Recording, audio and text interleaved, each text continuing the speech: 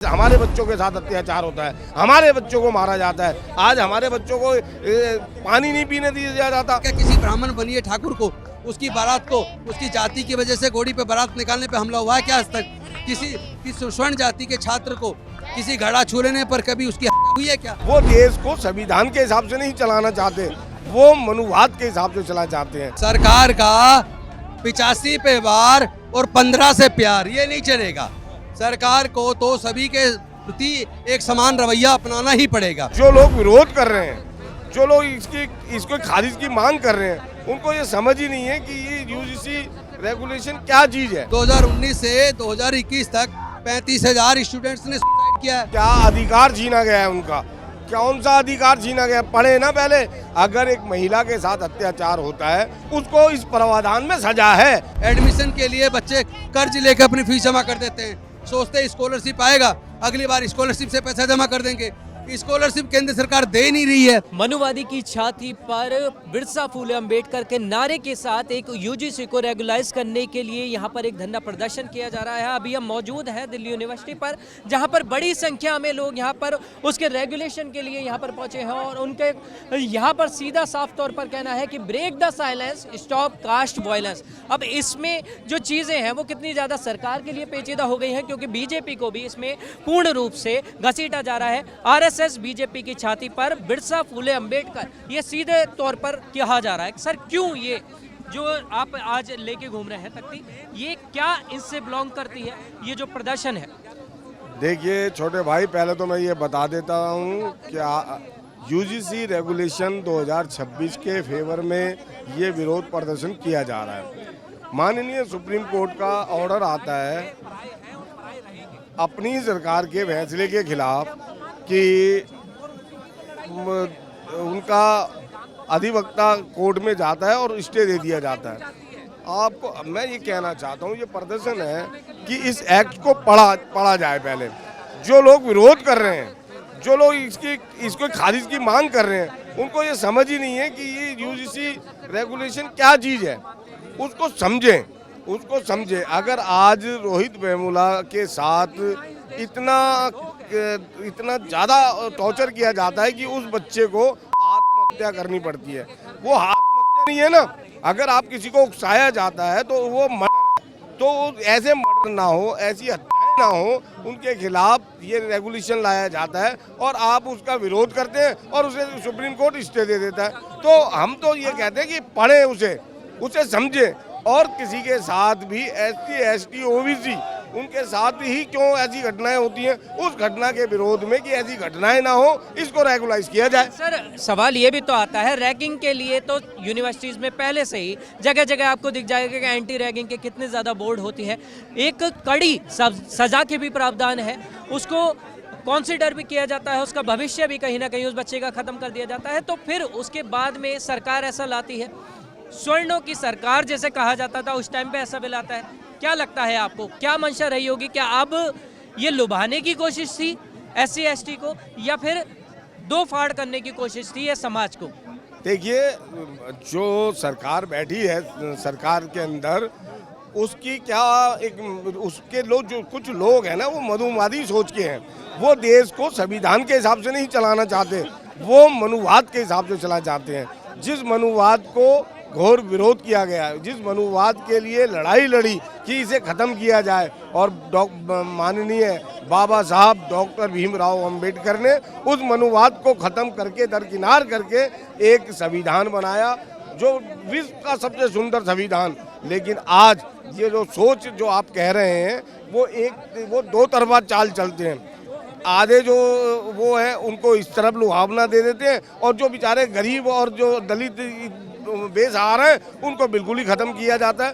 तो ये दोहरी मापदंडता नहीं चलेगी। हमारी मांग है कि सबको एक संविधान के हिसाब से सबको समान तरीके से न्याय मिलना चाहिए, जो कि मूल अधिकार है भारतवर्ष के लोगों का। लेकिन ये कहीं ना कहीं स्वर्णों के साथ भी तो अन्याय है। उनका कहना है कि हमारे बच्चों का भविष्य अधर में लटक जाएगा, आप नंगी तलवार दे रहे हैं सामने वाले के हाथ। मैं आपको बता दूं, अगर यूजीसी को दोबारा पढ़ें, वो जो आपसे ये बात कर रहे हैं कि कहाँ पे क्या अधिकार छीना गया है उनका, कौन सा अधिकार छीना गया? पढ़े ना पहले। अगर एक महिला के साथ अत्याचार होता है, उसको इस प्रावधान में सजा है। वो महिला दलित की नहीं, वो महिला ओबीसी की नहीं, वो किसी की भी महिला हो सकती है।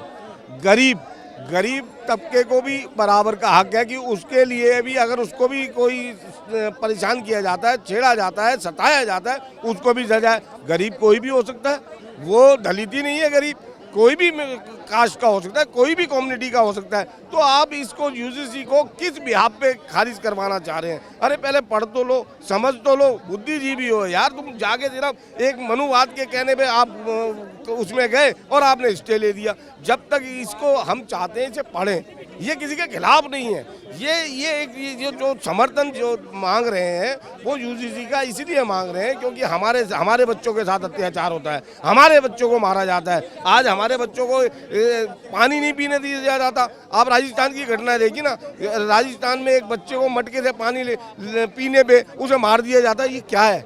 मतलब अभी भी कौन सी सोच में जी रहे हैं? अभी हरियाणा के अंदर एक बच्चे को पीट के मार दिया, इतना मारा जाता है। अभी 2 महीने पहले का केस है।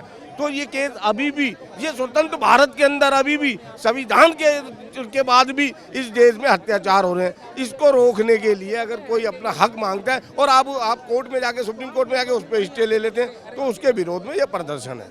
अगर अनपढ़ के हाथ में कलम दोगे तो वो उस कलम से लिखेगा नहीं, वो तो स्केच बनाएगा उल्टा सीधा। तो यही इस सरकार का हो रहा है। आप समझिए, जो बिना सोचे समझे एक इकोनॉमिक्स को अगर कोई काम दिया जाए और अन इकोनॉमिक्स को कोई काम दिया जाए तो बढ़िया कौन करेगा, खराब कौन करेगा? ये नोटबंदी की जो आपने बात करी ना, सरकार के अपने खुद के फैसले, आप किसानों के खिलाफ कानून लेके आते हैं। जब आप देखते हैं कि देश में हड़कंप मौचाल बन गया, देश में किसानों ने आंदोलन कर दिया, कितने किसान मरे, उसके बाद आप अपने बैकफुट पे आते हैं। पहले क्यों नहीं किया आपने?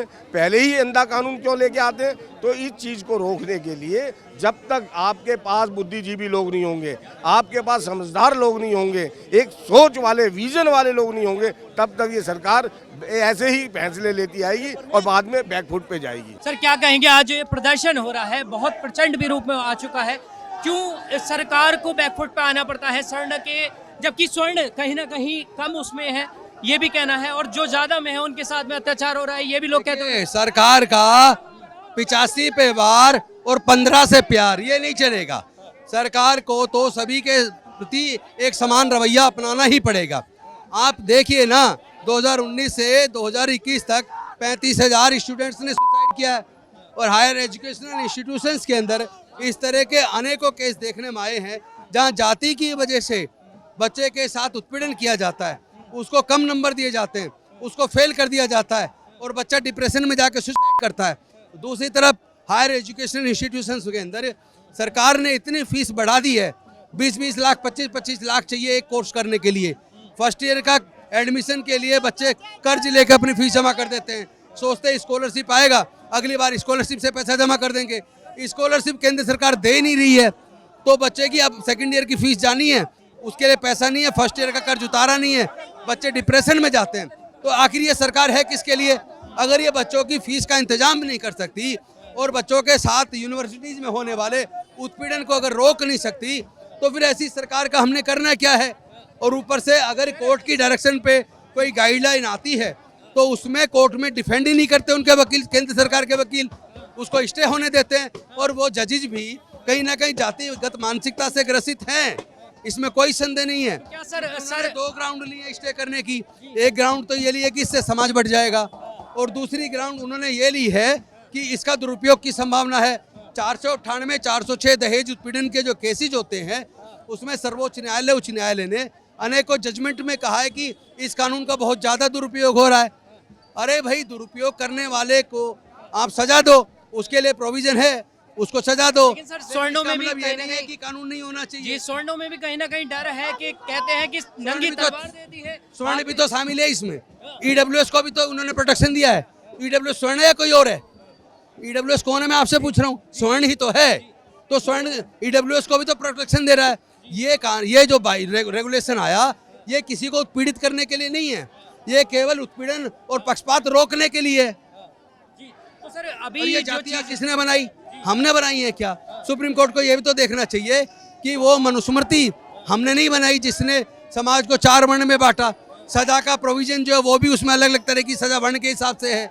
और अछूत के साथ जो मूंछ रखने पर, घड़ा छू लेने पर जो हत्या हो रही है, घोड़ी पे बारात निकालने पे हमले हो रहे हैं, तो कोई बताए क्या किसी ब्राह्मण बनिए ठाकुर को, उसकी बारात को, उसकी जाति की वजह से घोड़ी पे बारात निकालने पे हमला हुआ है क्या आज तक? किसी स्वर्ण जाति के छात्र को किसी घड़ा छू लेने पर कभी उसकी हत्या हुई है क्या? मूंछ रखने पर हत्या हुई है क्या? तो पक्षपात जो हो रहा है, उत्पीड़न जो हो रहा है, वो जाति की वजह से SC ST OBC का हो रहा है। पिछले कुछ टाइम में देखा गया SC ST के प्रदर्शन भी ज्यादा बढ़े और लोगों ने ये भी कहा कि सरकार सीधे तौर पर कहीं ना कहीं SC ST विरोधी है। इसमें तो कोई संदेह ही नहीं है कि सरकार SC ST OBC विरोधी है, क्योंकि अभी जो बजट आया उस बजट को उठा के देख लो, उन्होंने SC ST OBC से संबंधित जितनी भी योजनाएं थी उन सब योजनाओं का बजट कम कर दिया। आप देख लो खोल के रिकॉर्ड, और उनकी वजह से आज बच्चे सुसाइड करने को मजबूर हैं। तो ये तो खुद केंद्र की सरकार ही चाहती है कि SC ST OBC के बच्चे ना पढ़े, इसीलिए उनका एजुकेशन का बजट भी कम किया, कृषि गांव से संबंधित बजट कम किया, कृषि से संबंधित बजट कम किया, सोशल वेलफेयर से संबंधित बजट कम किया। हर वो क्षेत्र जो सामाजिक न्याय की बात करता है, जो सोशल सिक्योरिटी की बात करता है, वो उन सारे मदों में केंद्र सरकार ने बजट में कटौती कर दी है।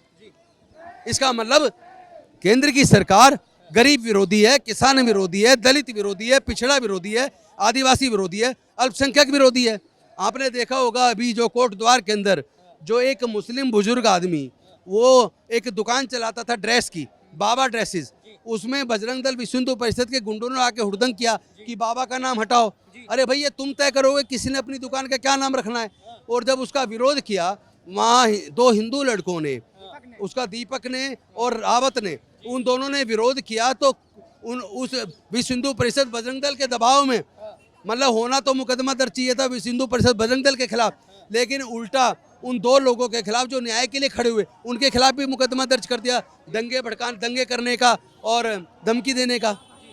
तो ये सरकार है, इससे स्पष्ट है कि ये सरकार दलित विरोधी है, पिछड़ा विरोधी है, अल्पसंख्यक विरोधी है, गरीब विरोधी है, मजदूर विरोधी है, किसान विरोधी है। क्योंकि मजदूरों से संबंधित उन्होंने जो 4 वो लेके आए वो कानून भी सारे बदल दिए, जो उनके फेवर में हुआ करते थे, उनको प्रोटेक्शन देने का काम करते थे।